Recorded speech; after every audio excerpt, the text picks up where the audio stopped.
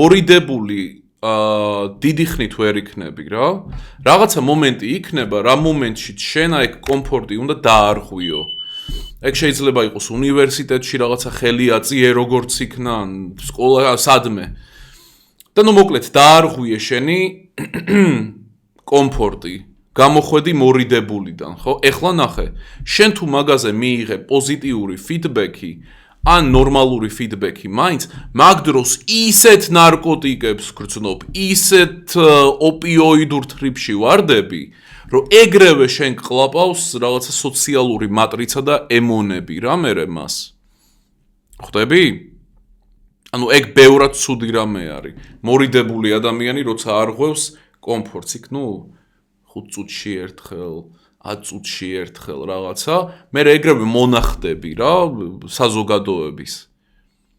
და ეწყობი და მე პროგრამირდები და მე უკვირთ რა, რომ აი რაღაცა წრეში შევედი და იმათნაირი გამოყლევებული გავხდი. იმათ ყაიდაზე გადავედი და ასე შემდეგ.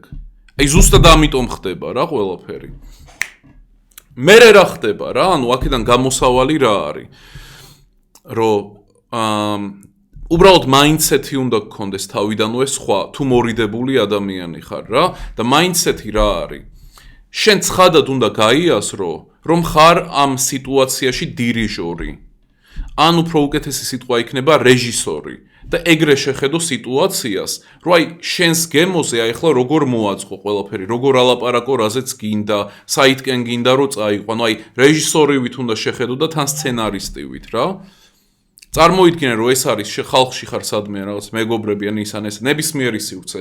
წარმოიდგინე რომ ეგ არის სცენა, რომელზეც არიან მსახიობები და პონტი ჩაჯმული არის, იმიტომ რომ რეჟისორი რომელიც შენ ხარ არ მოქმედებს, არაფერს არ აკეთებს.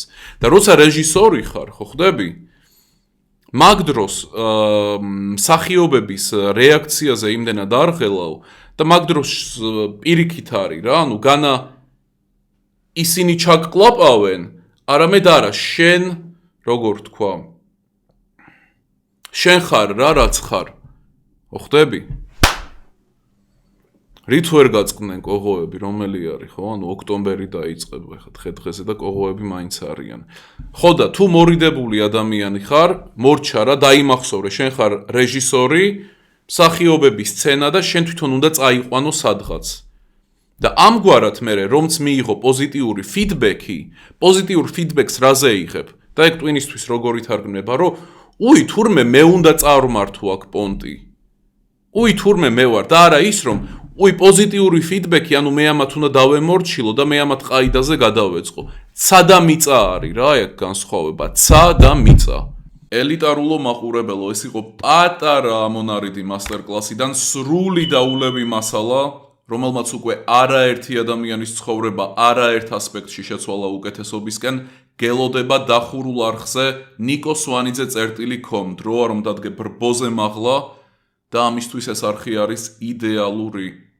გელოდებით ელიტარულ სივრცეში.